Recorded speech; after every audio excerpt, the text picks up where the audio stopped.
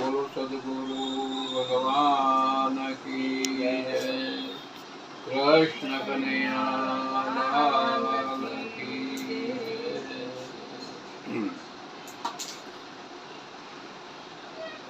गुरु ब्रह्मा गुरु विष्णु गुरुदेवो महेश्वरम् गुरु साक्षात् परब्रह्म तस्मै श्री गुरुदेव नमः।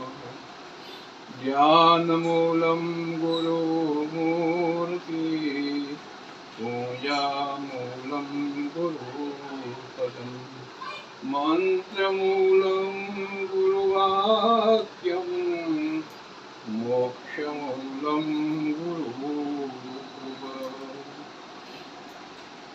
હું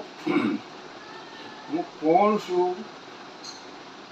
પોતે સચિત ને આનંદ રૂપ પોતે આત્મા છે, પણ આ આત્મા સચિત ને આનંદ રૂપે આત્મા આપણે સહી, પણ ઘણા જન્મોનું અજ્ઞાન ને હિસાબે પોતાનું વતન ભૂલાઈ ગયું, પોતાનું નામ ભૂલાઈ ગયું અને જીવ બાપડો બની ગયો. જીવ અને જગતની હારે વ્યવહારમાં વર્તવા, પોતાનું એડ્રેસ ભૂલાઈ ગયું, પોતાનું નામ ભૂલાઈ ગયું, એના હિસાબે આપણે દુઃખી થાય છે. પણ એવા સદગુરુ મહાન કોઈ વિભૂતિ સદગુરુ મહાન હોય, કમાણી કરેલા, પોતે પરિબ્રહ્મ પરમાત્મા ને મળેલા હોય, એવા સંતનો સમાગમ કરવાથી તમને એનું સમજણ આપે અને એનું ધીમે ધીમે આપણામાં એનું જ્ઞાન થાય કે હું કોણ છું એમ. જ્યારે જ્ઞાન થઈ જાય, જ્ઞાન થાય પછી મરણ જન્મ રહેતા નથી. પછી ઓહોનિત આનંદ, આનંદ ને આનંદ જ છે. જગતનો આનંદ પણ છે, પણ જગતનો આનંદ છે પણ ઘડી બે ઘડીનો છે, એની પાછળ દુઃખ છે. બધું આનંદ તો ખરો પણ દુઃખ વાળો.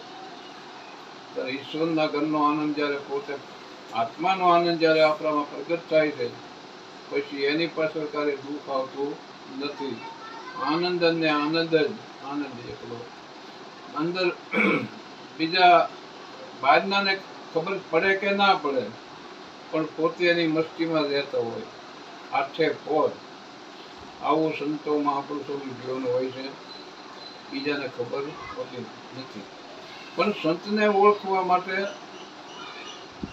પોતે પોતાને સંત બનવું પડે. જ્યાં સુધી સંત બનતો નથી ત્યાં સુધી સંત ઓળખાતા નથી. કેમ કે સંત નથી ઓળખાતા એનું કારણ એ છે કે અવિદ્યા, ત્રિગુણી માયાની અંદર લપેટાયેલા છે આપણે બધા. અવિદ્યા રૂપી અજ્ઞાન, એટલે પોતાનું હું કોણ છું એને ઓળખ સાથી નથી. તો પછી ઈશ્વર તો ક્યાંથી ઓળખાય? કેમ કે સંત છે એ ઈશ્વરનું રૂપ જ છે. તો સંત ઓળખાય તો ભગવાનને ઓળખવામાં જરીએ વિલપ લાગતી નથી. કેમ કે સંત અને ભગવાન એ એક જ છે. એક સંતે તો સાખીમાં કીધું છે,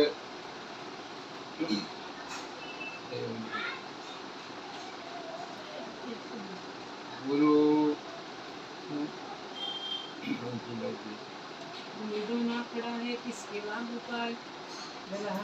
જ્ઞાને ગોવિંદ ને ઓળખ્યા તજિયા દેહ ચણા અધિમાન.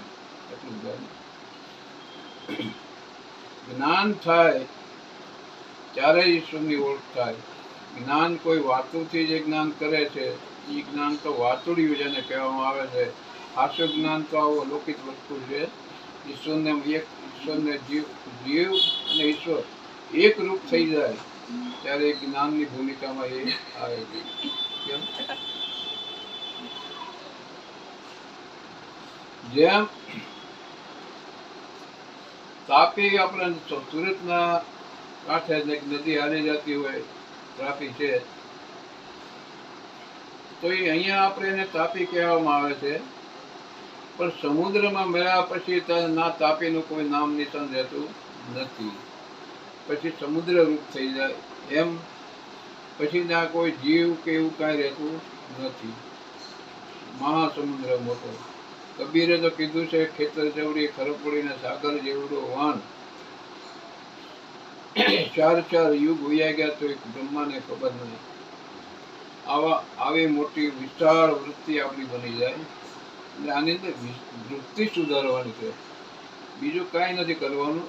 આપણી મનની વૃત્તિ જ્યારે સુધરે છે અને ઈશ્વરમાં એ વૃત્તિઓ આપણી મળી ભળી જાય છે, એટલે પછી ઈશ્વરના દર્શન થાય ને થાય જ છે.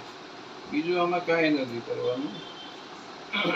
અને ભગવાનના ઘરની રમત સૂક્ષ્મ દેહમાં છે બધી. આ સ્થૂળ આંખેથી કોઈ વસ્તુ દેખાતી નથી. સ્થૂળ આંખેથી તો જગત દેખાય, બધું નાશવંત વસ્તુ છે. જે કંઈ આપણે જોઈ રહ્યા છીએ બધું નાશવંત જ છે. કોઈ અજર અમર કોઈ છે નહીં. આયુષ નાના મોટા બધાના હોય છે, પણ અંતે તો જવાનું હોય જ છે. અહીંયા કોઈ અજર અમર છે નહીં. એક અજર અમર એક જ પોતાનો આત્મા એક જ છે. તો આત્માને ઓળખી લઈએ તો મરણ જન્મના પાસમાંથી આપણે મુક્ત થઈ જઈએ. બોલો સદગુરુ ભગવાન કી જય. કૃષ્ણ કનૈયા લાલ કી જય. આવા જ નવા વિડીયો જોવા માટે ચેનલને સબસ્ક્રાઈબ કરો, વિડીયોને લાઈક કરો અને શેર કરો.